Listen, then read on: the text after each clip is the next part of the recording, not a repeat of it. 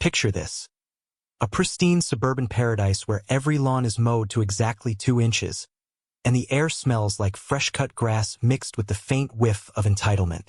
But beneath that glossy facade, one petty HOA queen decides to bury a man's lifeline under a slab of concrete over a measly $10 fee, only to unleash a geyser of filth that drowns her empire in her own hidden sins. And me? I'm the guy who watched it all unfold, grease-stained hands in my pockets, knowing that pressure doesn't just build, it explodes. From my perch on the rickety porch of what the county dubs Utility Outpost 7, but I call home sweet home, I could see the whole farce playing out like a bad reality TV episode. Serenity Meadows wasn't always this way. Back when my grandpa ran the place, it was just a functional pump station on the edge of town, keeping the water flowing for the valley without fanfare.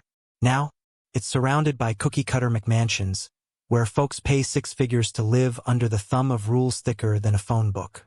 Me, Cade Harlan, I'm the last holdout, the greasy mechanic who fixes pipes instead of schmoozing at barbecues. Folks whisper I'm some reclusive weirdo, probably hiding bodies in the basement or plotting against the neighborhood watch. Truth is, I just like the rhythm of the old turbine. Steady, honest, unlike the backstabbing chit-chat at HOA meetings. The queen bee of it all was Laura Kensington, HOA president for life, or so she acted. Picture a woman in her 50s, always in that powder blue pantsuit like she's auditioning for a corporate villain role. Pearls choking her neck as if they're the only thing holding back her venom. She spoke in that saccharine tone, all for the good of the community, while fining people for mismatched mailbox colors. I'd been on her radar since I inherited the station. Too industrial, too ICER for her vision of white picket perfection. But I paid my dues, kept to myself, and figured ignoring her newsletters was the best revenge. Until that sweltering Tuesday morning when the cement truck rumbled up like an uninvited guest at a garden party. I was elbow-deep in the guts of the main pump, welding a pesky leak on the outflow flange, when the ground vibrated like it was about to belch. Wiping sweat from my brow, I stepped out to see the yellow beast backing away, its drum still spinning lazily, leaving behind a perfect gray square smack over my emergency relief valve. Stuck in the wet cement like a cherry on a sundae was a fluorescent pink slip. HOA violation 4527. Unpaid administrative fee, $10. Sanction. Service termination. $10? I'd never seen the bill. Probably lost in the mail with all her other passive-aggressive memos. But there it was, concrete proof of her pettiness, hardening by the minute.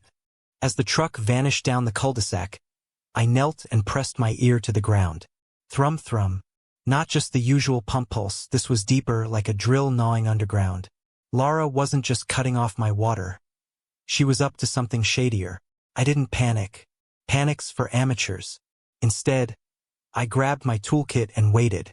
Sure enough, the whine of her electric golf cart announced her arrival, zipping up like she owned the asphalt. Which, in her mind, she did. She stepped out, sunglasses perched like a crown, clipboard in hand. "Morning, Mr. Harlan," she cooed, her voice dripping honey over acid. "I see our maintenance team has addressed the issue. Such a shame about the mess. Serenity Meadows prides itself on tidiness, you know?" I straightened up, rag in hand, keeping my tone even. "Tidiness?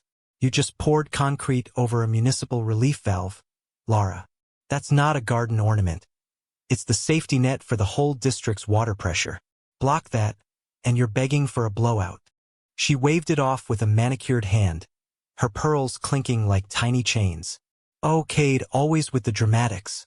It's just a septic line per our updated bylaws. You missed the fee deadline again. Rules are rules. They keep our community civilized. Pay the $10, plus the $4,500 removal fee, and we'll consider restoring access at next month's board vote. Or better yet." She paused, smiling like a shark spotting chum. "Sell. We've got buyers lined up for tennis courts. This relic of yours is dragging down property values. Think of the children. They deserve green spaces, not grease pits. For a $10 ghost fee? I could smell the bull from here. But I played along, reaching into my pocket for the old military watch I'd found hidden in the pipe earlier that day. scratched crystal, engraved X47 Echo on the back, with a faded photo of my grandpa and a young Laura, all buddy-buddy in fatigues. Tennis courts, huh? Or is it the underground hub you need access to? Grandpa mentioned folks like you, suits with fangs. Her eyes flicked to the watch, and for a split second, the facade cracked. Lips pursed, hand trembling just enough to rattle her clipboard. Then she recovered, sniffing disdainfully. That's garbage, Cade. Just like this eyesore. You've got 24 hours to comply, or we'll condemn it for health violations. Capped lines breed hazards, you know. And don't touch that slab. It's HOA property now.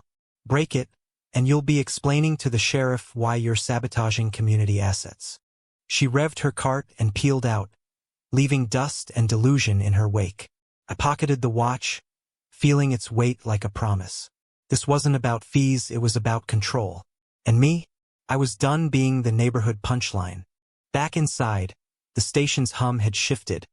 Gauges climbing, pressure building like a kettle on boil. I unrolled Grandpa's old blueprints on the drafting table, yellowed paper smelling of tobacco and secrets. He was no ordinary engineer. Ex-military, always muttering about keeping the veins clear like the pipes were alive. Under UV light, faint marks emerged. Dotted lines snaking from my valve straight under Serenity Meadows, terminating at Lara's sprawling estate. Next to it, scrawled in his code, Vault Lung. A lung expands, contracts, hides what's inside until you force it open. Curiosity gnawed, so I snaked my borescope into the basement hatch. The pipe was pristine, lined with modern polymer that screamed retrofit. Past the cap, a shiny bypass diverter branched off, and inside, silver canisters sealed tight, barcodes gleaming like contraband Christmas presents. This wasn't sewage. It was a ghost highway, using my pump's pressure to shuttle God knows what underground, evading eyes and taxes. Lara's community improvements, a front for laundering money, gold, whatever stank of crime. The drilling I'd heard, her crew rerouting to cut me out, but they needed my system stable to do it. I leaned back, turbine thrumming like a heartbeat. She thought capping me would silence the sensors, buy time for her drill team. But physics laughs at pettiness. Block one path, and the force finds another, straight back to her precious lake. The next day, tension hung thick as fog. Whispers rippled through the neighborhood. That Harlan guy's at it again, probably tampering. Lara's minions, bored housewives with too much Botox, shot me glares from their yoga walks. I ignored them, tinkering in plain sight, letting the pressure gauges creep. By afternoon, her golf cart brigade returned, this time with a sheriff's deputy in tow, badge shining like her ego. Cade, she called, voice amplified by entitlement. We've had complaints, noise violations from your machinery. And that eyesore fence? Non-compliant with aesthetic standards. Deputy Ramirez here is issuing a notice. The deputy, a stocky guy with a mustache that screamed, just following orders, handed me a ticket. Sir, keep it down. Community harmony and all. I took it, folding it neatly. Harmony? Like the hum of a system about to burst because someone capped a federal easement? Tell me, Lara, does TRIT self include tampering with infrastructure? She bristled, pearls clutching tighter. Don't lecture me on rules, Mr. Grease Monkey. This is about standards. Your kind drags us down. Pay up or we'll escalate to eviction. The board votes unanimously. We're preserving property values for hard-working families. Hard-working, like her, golfing while her underground empire churned? I dangled the watch again. Preserving or pilfering? Grandpa's notes mention a partner who turned snake. Ring a bell. Her face paled under the makeup, but she forced a laugh brittle, like cracking ice. Delusions won't save you, deputy. Note his non-compliance. They left, but the ground vibrated more, drills whining faintly. She was accelerating, desperate to reroute before I blew her cover. I waited till dusk, then flipped the maintenance cycle switch. Nothing dramatic, just a routine pressure test. But with the cap in place, it was like shaking a soda bottle. Midnight brought the first groans. earth rumbling like indigestion. I stepped outside, binoculars in hand, watching the mansions twinkle. Lara's estate lit up like Vegas, her white gala in full swing. Guests in ivory tuxes, toasting by the artificial lake with its swan fountain spraying fake purity. Then it hit, a subsonic thrum rattling windows. Down the hill, laughter froze. Lara, mid-toast in her blue suit, clutched her necklace as the fountain sputtered. Cough hack, then boom. A 50-foot geyser of muck erupted, brown sludge raining like confetti from hell. Canisters clanged down, gold coins glittering, bearer bonds fluttering like dirty laundry. Guests screamed, slipping in the filth, white outfits turning chocolate brown. Lara stood there, drenched, mouth agape as her pristine world got a sewage baptism. I sipped coffee on my porch, the smell wafting up, sulfur mixed with schadenfreude. Victory never smelled so foul. Sirens wailed as dawn broke, cop cars and fire trucks swarming the muckfest. I stayed put, blueprints rolled under my arm, watching Lara's limo skid up, her suit caked in ooze, hair like a drowned rat.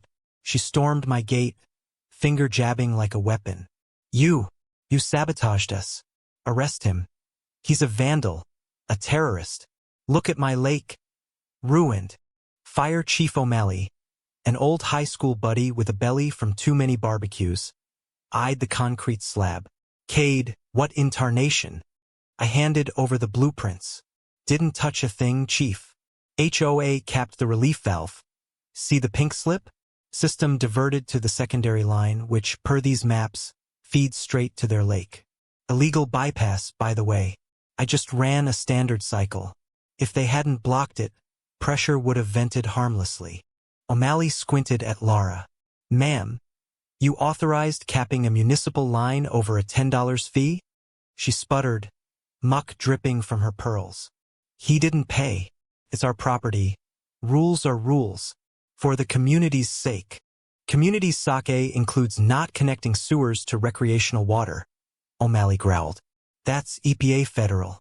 And those shiny tubes floating down there look like contraband to me. Lara's eyes darted, the mask slipping further. Nonsense. Decorations. You can't prove. But the feds were already rolling in. Black SUVs gliding silent as ghosts. Agent Harlan, no relation, thank God, stepped out, buzzcut and all business, picking up a canister. Bearer bonds, vintage gold, stolen 85 heist. We've tracked this for years. Pneumatic transport via water grid? Clever but sloppy. I explained the setup, watch in hand. She used my pump as the engine. Capping it backfired. Literally. Harlan nodded. And the bypass ends where? At her basement vault, I said, leading the way. We marched past screaming guests, Lara in tow, kicking and lawyer yelling. Private property. No warrant. Patriot Act, ma'am, Harlan deadpanned. Your consent's as relevant as that $10 fee. Her manner was a wreck. Front door blasted. Basement flooded. The far wall exploded, revealing a massive olive drab vault door. Serial X47 Echo. Lara went limp, whispering, It's mine. My legacy. Harlan tried the wheel, locked tight. We'll need cutters. Could take days. I stepped up, watch in hand. No need. Grandpa left the key. Dialing the code, left 12, right 28, left 50, the seals hissed, door swinging open to stacks of gold, cash, and cartel ledgers. Harlan whistled. Not just storage, a laundering hub. You weren't building community. You were banking crime. Lara crumpled. Arrogance evaporated. It was perfect. Until him. Until you capped the truth. I shot back. As they cuffed her, parading her past her ruined gala, the neighbors gawked. Whispers turning from me to her. Harlan slapped my back. Rewards yours, percentage of recovery. 40 mil, give or take. Get a lawyer. Don't let Uncle Sam skim.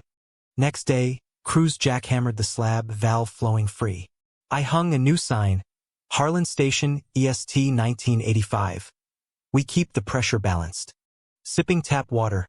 Clean, crisp. I watched the lake drain, her empire flushing away. Lara wanted to fine me out of existence for $10. Instead, she drowned in her own filth. But here's the kicker. In a world where HOAs rule with pink slips and pearls, was she the villain? Or just the product of a system that lets petty tyrants play God? You tell me, was capping that valve justice served? Or did I push too hard? Drop your thoughts below. Who's really stagnating here?